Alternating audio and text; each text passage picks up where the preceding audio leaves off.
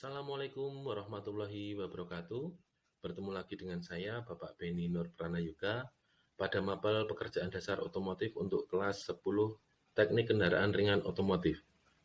Sebelum kita belajar tentang pekerjaan dasar otomotif, saya akan menyampaikan tentang materi yang akan kalian tempuh untuk anak-anakku semua di kelas 10.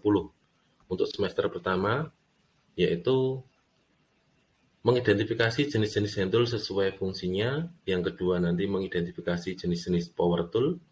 Yang ketiga mengidentifikasi peralatan workshop equipment. Yang keempat mengidentifikasi jenis-jenis special service tool. Dan yang terakhir mengidentifikasi jenis-jenis alat ukur mekanik. Bisa anak-anakku perhatikan, untuk satu semester ke depan kita akan belajar tentang hand tool, power tool, workshop equipment, special service tool, dan alat ukur mekanik.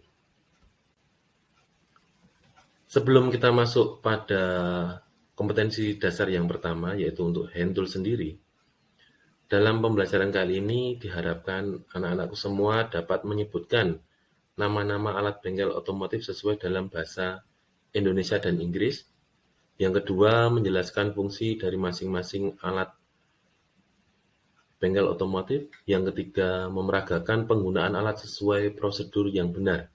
Dan yang terakhir, memperhatikan K3 atau keselamatan dan kesehatan kerja dan berlaku santun, teliti, dan penuh rasa tanggung jawab. Untuk materi yang pertama, bisa kalian perhatikan yaitu hand tool. Ini salah satu contoh alat-alat sederhananya. Kenapa disebut hand tool? Mari kita perhatikan semua. Hand tool sendiri merupakan alat yang dalam penggunaannya hanya mengandalkan tenaga manusia. Alat ini disebut hand tool karena alat-alat ini hanya menggunakan tenaga manusia sebagai sumber tenaga utama saat kita mengoperasikan alat-alat tersebut.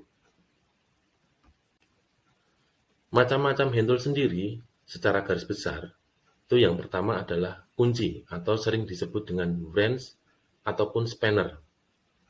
Kunci sendiri merupakan alat kerja mekanik yang terbuat dari bahan besi yang dikeraskan, serta dilapisi krom atau nikel. Alat ini berfungsi untuk mengencangkan dan melepas semua jenis mur dan baut.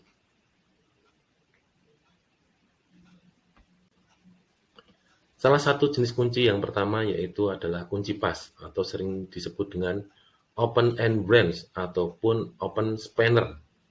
Kunci pas digunakan untuk melepas baut atau mur yang sudah dikendorkan dengan kunci soket atau ring. Karena apa? Kalau kita membuka baut atau mur yang masih kencang, kita gunakan dengan kunci pas ini, kemungkinan besar baut itu nanti akan mudah selek ataupun tumpul.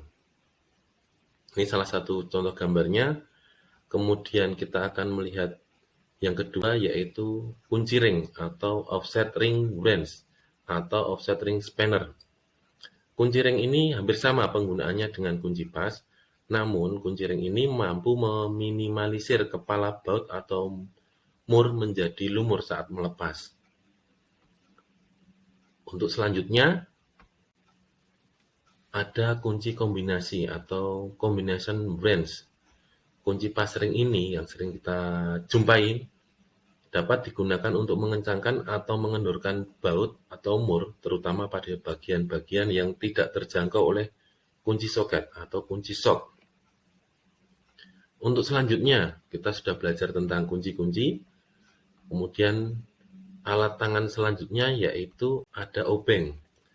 Seperti yang kalian perhatikan, saya yakin kalian sering menjumpai alat-alat tersebut, bahkan pernah menggunakan alat-alat ini. Obeng sendiri atau screwdriver ini nanti dibagi menjadi dua, ada plus ataupun min. Kita lanjut. Untuk selanjutnya ada tang. Tang sendiri fungsi utamanya yaitu untuk menjepit. Dalam keseharian ternyata kunci ataupun tang ini variasinya cukup banyak. Nanti dari sini nanti kalian bisa mencari informasi selanjutnya dari web ataupun buku untuk literasi kalian macam-macam tang. Kemudian untuk selanjutnya yaitu adalah palu. Saya yakin anak-anak semua pasti tidak asing dengan palu ataupun martil, dalam bahasa Inggrisnya disebut hammer. Alat ini sering digunakan untuk memberikan tumbukan kepada benda. Ternyata pukul sendiri ataupun palu itu jenisnya cukup banyak. Bisa kalian perhatikan pada gambar tersebut, ada banyak macam-macam pukul.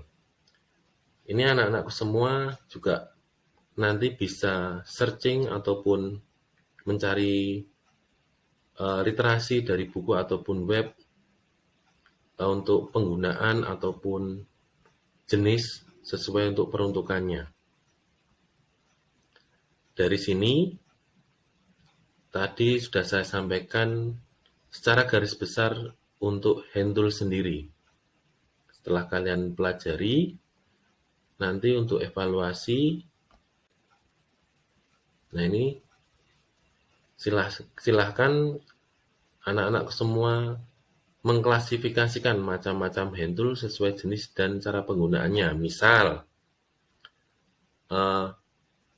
kunci atau open branch sendiri tadi fungsinya untuk apa, kemudian peruntukannya untuk apa, dan saya yakin anak-anakku semua pasti bisa mencari informasi lebih dari yang saya sampaikan. Misalkan untuk open branch sendiri jenisnya masih ada banyak lagi, kemudian ada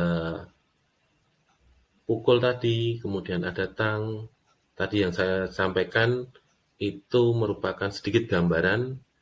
Harapan saya nanti anak-anak semua bisa mencari atau berliterasi di web ataupun buku. Sekian dari saya, kurang lebihnya mohon maaf. Assalamualaikum warahmatullahi wabarakatuh. Salam sehat selalu.